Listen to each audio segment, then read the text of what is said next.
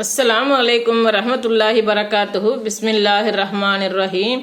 அன்பான சகோதர சகோதரிகளே, எல்லாம் வல்ல அல்லாஹ்வின் நல்லடியார்களே, இன்று நாம் காண இருக்கும் தலைப்பு சிறப்புக்குரியோர். ஆதமுடைய சமுதாயத்தை மேன்மைப்படுத்தப்பட்ட சமுதாயம் எனவும் சிறப்புக்குரிய சமுதாயம் எனவும் இறைவன் கூறுகிறான். இவ்வாறு மேன்மைப்படுத்தப்பட்ட சமுதாயம் ஆறாவது அறிவான பகுத்தறிவு பெற்றிருக்கும் சமுதாயம் ஐந்தறிவு ஜீவராசிகளை போன்று தங்கள் செயல்பாடுகளை அமைத்துக் கொண்டிருப்பதை பார்க்கின்றோம். அவர்கள் செய்யும் செயல்களுக்கு சுயமாக விளக்கம் கொடுத்து கொண்டு தங்களை சமுதாயத்தில் சிறப்புக்குரிய நபர் என்று சொல்லிக்கொண்டு இருப்பதை நாம் பார்க்கிறோம்.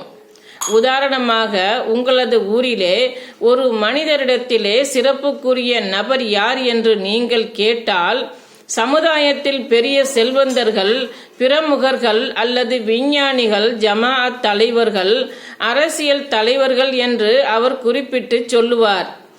ஏனென்றால் அவர்களுடைய பதவி, அந்தஸ்து, ஆட்சி, அதிகாரம், படைபலம், அறிவுத்திறன் இவைகளை வைத்துக்கொண்டு சிறப்புக்குரிய நபர் என்று சொல்லுவார்கள். இன்னும் சிலர் ஒருபடி மேலே சென்று அமெரிக்கா, ஐரோப்பா போன்ற நாடுகளை சிறப்புக்குரிய நாடுகள் என்று சொல்லுவார்கள்.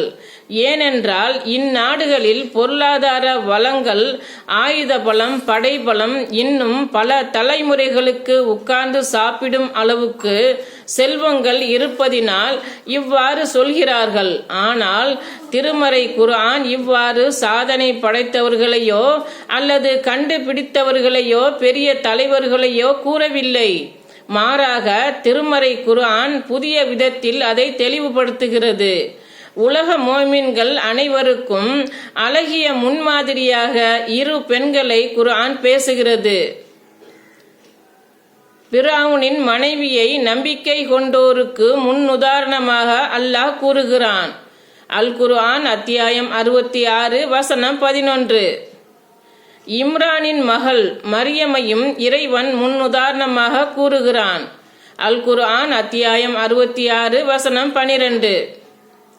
நாம் ஆச்சரியத்தோடு பார்ப்போம், இவர்கள் இரண்டு பெண்கள் அப்படி என்ன சாதனை செய்து விட்டார்கள்?